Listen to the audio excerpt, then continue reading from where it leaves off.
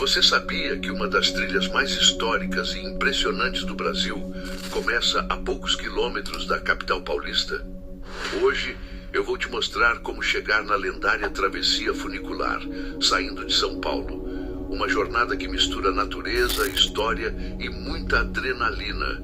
Se você curte trilhas com túneis, pontes antigas e ruínas ferroviárias, fica até o final que eu vou te contar tudo o que precisa saber para fazer esse trajeto com segurança.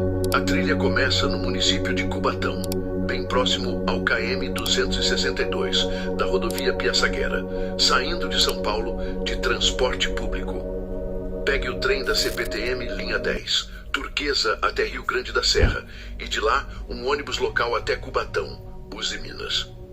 Essa opção leva em torno de 2h30 a 3 horas, dependendo do horário. A entrada fica ao lado de duas casinhas. Uma delas é do seu Edmilson, que vende geladinho e água.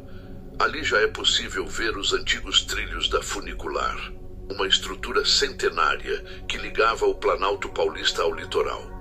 A travessia funicular tem cerca de 13,2 quilômetros de extensão, com desnível positivo de 931 metros e altitude máxima de 813 metros.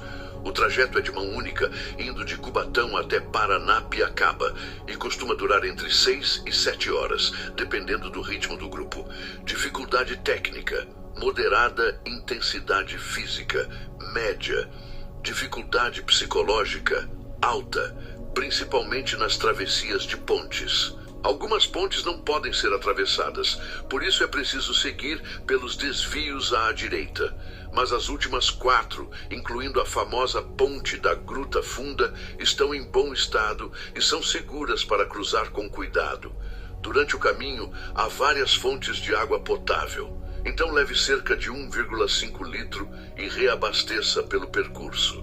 Equipamentos essenciais: luvas de pedreiro, tecido emborrachado, bota de trilha ou EPI simples, lanche leve, lanterna, mãos livres, mochila leve e equilíbrio.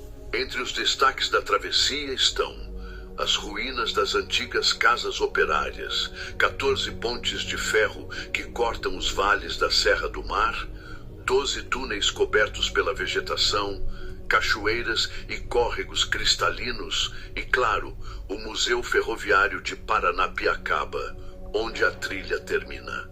Se o tempo estiver fechado e com neblina, dá para encerrar o trajeto direto pelo Museu de Paranapiacaba, subindo pela escada da Eletropaulo, que sai atrás do Bar da Zilda.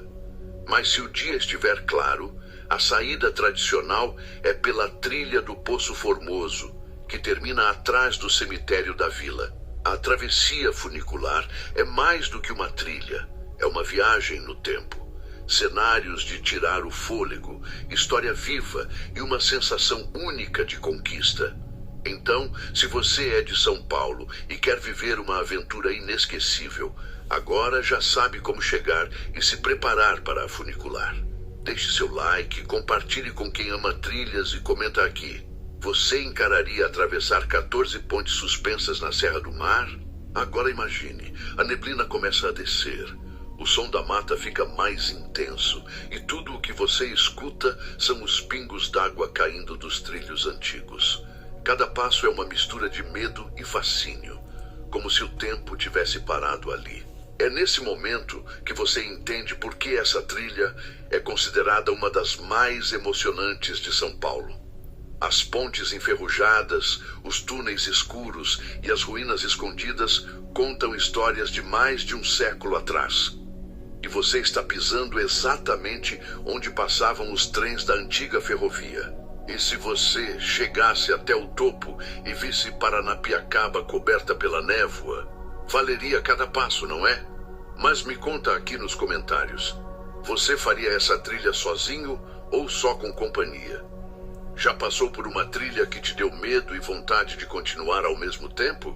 E se eu gravar a parte 2, mostrando o percurso completo dentro dos túneis, você assistiria?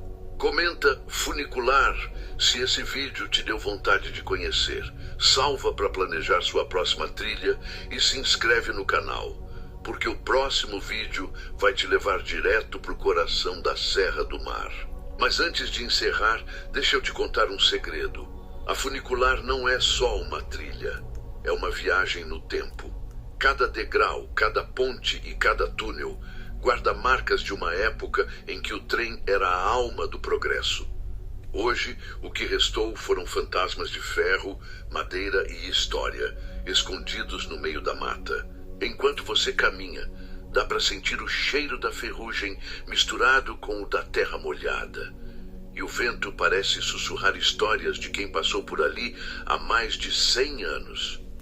Tem gente que diz que em dias de muita neblina dá para ouvir o som distante de um trem fantasma passando pelos trilhos. Verdade ou lenda? Só quem já fez a trilha sabe.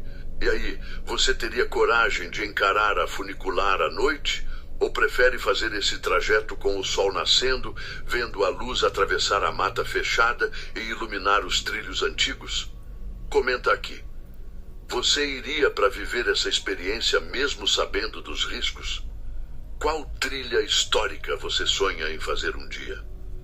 Marcaria um amigo para encarar essa travessia contigo?